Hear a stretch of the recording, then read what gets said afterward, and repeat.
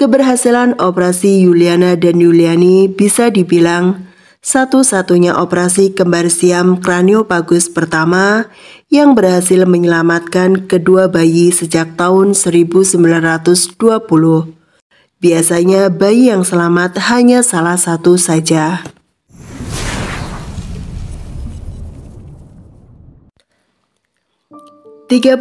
Juli 1987 di Rumah Sakit Umum Tanjung Pinang Riau, pasangan suami istri Hartini dan suaminya Tularji yang terpaut usia 4 tahun menyambut bahagia kelahiran anak pertama mereka. Meski dokter kandungan yang menangani persalinan mengharuskan Hartini menjalani operasi sesar karena bayinya kemungkinan besar kembar. Tularji yang hanya lulusan SD dan bekerja sebagai tukang batu sudah menyiapkan biaya persalinan sebesar 4 juta. Uang itu hasil kerja kerasnya selama ini. Tangis bayi yang menggema dari ruang operasi membuat Tularji dan keluarga yang menunggu proses operasi bernafas lega. Anak-anak yang ditunggu telah berhasil dilahirkan. Namun kebahagiaan pria yang kala itu berusia 26 tahun berubah menjadi kepanikan manakala tahu bahwa anak kembar identik yang baru saja dilahirkan mengalami dempet di bagian ubun-ubun. Kaget dengan keadaan tersebut, Tularji pun sempat jatuh pingsan.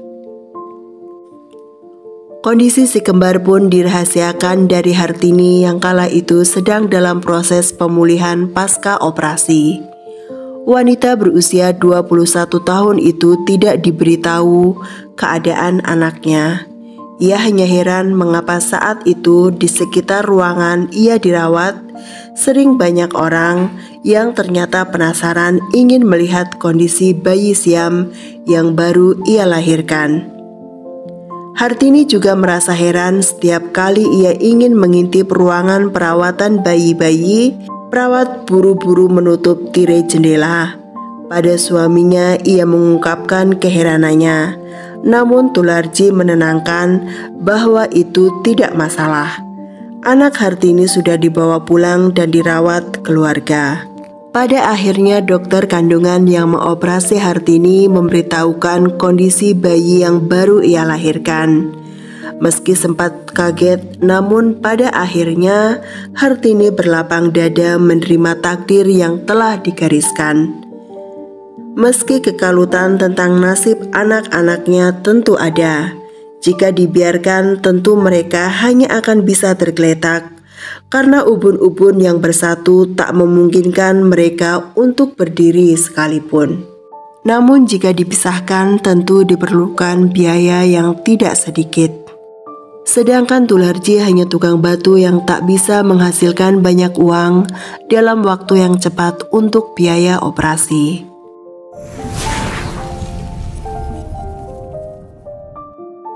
Akhirnya dokter anak yang menangani si kembar yang diberi nama Yuliana dan Yuliani itu, yaitu Dr. Bambang Sumantri, merujuk keduanya ke Rumah Sakit Cipto Mangunkusumo.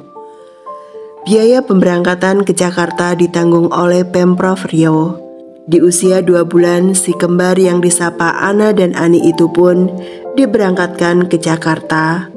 Kondisi kembar siam kala itu cukup menghebohkan publik.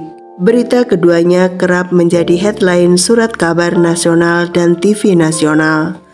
Meski cukup viral, sayangnya untuk biaya operasi pemisahan, pemerintah tidak menanggungnya dan juga tidak ada donatur yang berbaik hati mengulurkan tangannya. Pertolongan justru datang dari dokter spesialis bedah saraf yang menangani si kembar Ana dan Ani, yaitu Dr. Patmo Sancoyo. Melihat keadaan ekonomi keluarga si kembar yang hanya bekerja sebagai tukang batu membuat sang dokter merasa iba. Beliau bersedia menanggung biaya operasi yang diperkirakan mencapai 42 juta atau setara dengan 750 juta di tahun 2024. Setelah kurang lebih 21 hari menjalani observasi, akhirnya pada 21 Oktober 1987, si kembar menjalani operasi pemisahan. Operasi ini melibatkan 41 dokter dan 47 tenaga paramedis dan memakan waktu 13 jam. Dr. Patmo Sancoyo yang memimpin jalannya operasi. Keterbatasan fasilitas medis di tahun itu menjadi tantangan tersendiri. Operasi pemisahan kembar siam Yuliana dan Yuliani merupakan operasi kembar siam pertama di Indonesia. Memisahkan kepala bayi yang dempet tanpa merusak jaringan otak dan pembuluh darah yang vital adalah tujuan utama operasi pemisahan ini. Dr. Patmo harus dengan hati-hati memisahkan selaput otak atau dura mater yang berlekatan. Diketahui pula bahwa pembuluh darah vena sagittalis pada kepala si kembar Ana dan Ani hanya satu, sehingga Dr. Patmo harus membelah pembuluh setebal 2,5 mm itu menjadi dua agar masing-masing Ana dan Ani bisa bertahan hidup. Ini hanya menggunakan pisau bedah biasa dengan mata telanjang. Menurut Dr. Patmo, ini seperti membelah uang kertas yang tipis tanpa merusak gambar pada kedua sisinya. Teknik ini pertama kali dilakukan oleh dokter bedah di seluruh dunia. Biasanya pembuluh darah yang satu hanya akan diberikan pada salah satu bayi, sedangkan pada bayi lainnya dicangkokkan pembuluh darah yang diambil dari bagian tubuh lainnya. Ketelatenan dan ketelitian Dr. Patmo membuahkan hasil. Dura mater dan vena sagittalis berhasil dibelah dua. Langkah selanjutnya adalah menutup ubun-ubun bayi yang terbuka dengan tulang palsu yang terbuat dari semen tulang. Keberhasilan operasi Yuliana dan Yuliani bisa dibilang satu-satunya operasi kembar siam kraniopagus pertama yang berhasil menyelamatkan kedua bayi sejak tahun 1920. Biasanya bayi yang selamat hanya salah satu saja. Kebaikan hati Dr. Patmo Sancoyo tak berhenti setelah operasi. Menurutnya Yuliana dan Yuliani adalah karya masterpiece-nya. Ia tak mau karyanya tersebut rusak atau mati karena hal-hal sepele, misalnya diare. Ia mengangkat kedua bayi tersebut sebagai anak angkatnya dan menerbangkan kedua orang tua si kembar Hartini dan Tularji ke Jakarta. Dokter menahan keluarga Tularji untuk tinggal di Jakarta agar ia bisa memastikan si kembar dalam perawatan yang baik selama 5 tahun pertama kehidupannya.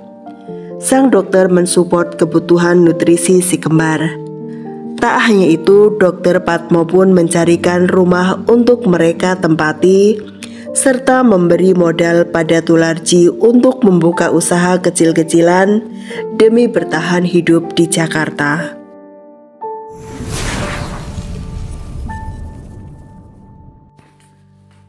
Pada tahun 1994, saat usia Yuliana dan Yuliani menginjak 7 tahun, barulah keluarga Tularji diperbolehkan kembali ke Tanjung Pinang. Meski tak lagi berdekatan, namun komunikasi keluarga Dr. Patmo dan Tularji tetap terjalin. Pak D dan Bude, sapaan akrab Ana dan Ani pada Dr. Patmo dan istrinya, masih mensupport biaya pendidikan untuk Ana dan Ani.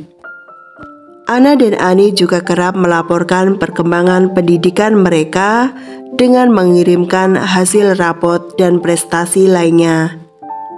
Meski pernah mengalami fase berbahaya yang mengancam otak, namun Yuliana dan Yuliani memiliki kecerdasan yang luar biasa.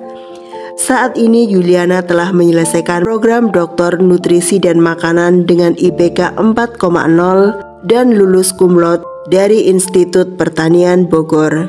Sedang Yuliani telah menjadi dokter lulusan Fakultas Kedokteran Universitas Andalas Padang. Ia berencana mengambil spesialisasi bedah saraf sama seperti Dr. Patmo. Bagi Yuliana dan Yuliani, Dr. Patmo dan keluarga adalah sosok malaikat yang sangat berjasa besar bagi hidup mereka. Tanpa uluran tangan Dr. Patmo, mungkin Ana dan Ani hanya akan menjadi orang-orang menyedihkan yang hanya berbaring. Mereka selalu memegang teguh pesan Pak D untuk menjadi orang yang bermanfaat bagi orang lain dan jangan hanya berorientasi pada uang. Sekilas tentang Dr. Patmo Sancoyo. Bernama asli Raden Mas Patmo Sancoyo, lahir di Kediri pada 26 Februari 1938. Keputusannya menjadi dokter tak lepas dari pengalaman pribadinya.